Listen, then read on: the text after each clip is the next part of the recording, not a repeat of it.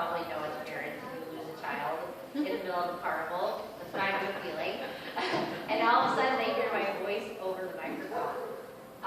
And so the announcer was telling me what to say. And they said what they were surprised at was that I sounded like an adult and I was only 4 years old. And I was speaking everything clearly and pronouncing everything perfectly. And my dad was like, okay, she has a gift for public speaking. Like, he just knew it even at the age of 4 that started to come out. And so they put me in talent shows, and any chance I got to perform in school on stage, especially in middle school and high school, I started doing musicals and theater and drama and choir. I started voice lessons when I was 6 years old and had the same voice teacher from age 6 to 18. She was like an auntie. She came over every Wednesday at 3 o'clock in the afternoon after school, and we did voice lessons. And so, I mean, all of those things kept me involved with my gifts and talents, and being able to perform and show the world that I was good at something that's what built my confidence. And so during the years where, especially middle school and high school, that was where the teasing happened most. I had that outlet to kind of help me rise above that negativity.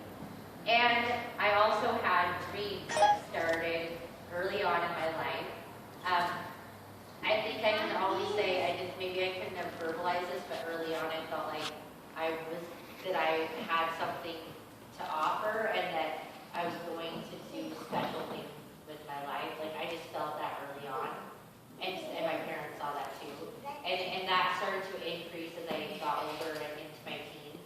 And so even though my schooling, especially in middle school, high school, was mostly miserable, there was this vision of what I wanted to do after I graduated that kept me solid and kept me hopeful and kept me looking forward.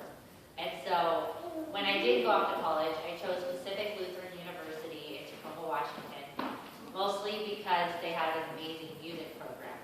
And so I studied vocal performance and psychology, and that, like, moving away from home and being in that environment was amazing. It was literally the beginning of my life as it is now. It was, I quickly got involved with campus ministry and started to really have an enriching spiritual experience.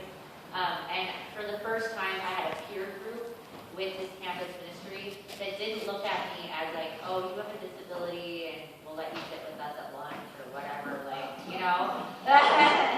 But instead it was like, no, you are a unique person with a story to tell, and you have, a purpose in life. And I was just one of the campus ministry crew that I got involved with like mission work and things like that. And so it wasn't like we're going to include you and kind of notice your disability. It was, you're doing the same thing we are, and you're part of what we're doing, and you're awesome, and you have a lot to offer. And I started hearing words spoken to me about me that I'd never heard in my life. Just, words that were true, but I hadn't necessarily heard. Like, you have an amazing destiny, and you're going to change people's lives. And when you share your story, it's going to break down the walls in people's hearts. And your story is going to, change people's lives and inspire them. And all those kind of things. And it's like, I knew that, but as people started to say it to me, it became more and more real. And it began to, open in my mind hope. And I began to, have the vision of what I was going to do, as I continued to grow up. And so after I went to PLU, I went on and got a radio broadcasting degree because I knew I was going to go into some sort of public speaking. And then I got a master's in counseling. And during that time, I started college when I was 18 and I graduated with my master's when I was 28. So for all those 10 years, I was just a student, working part-time and living in community housing with other women. And that was craziness. That I will never do again.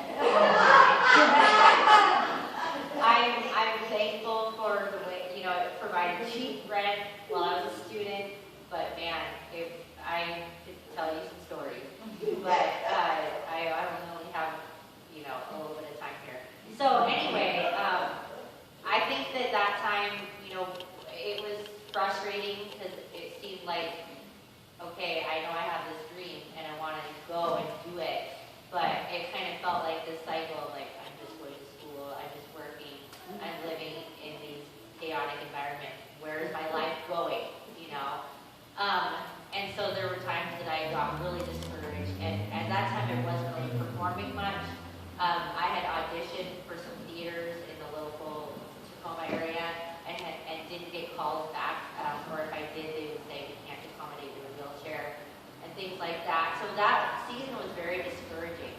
But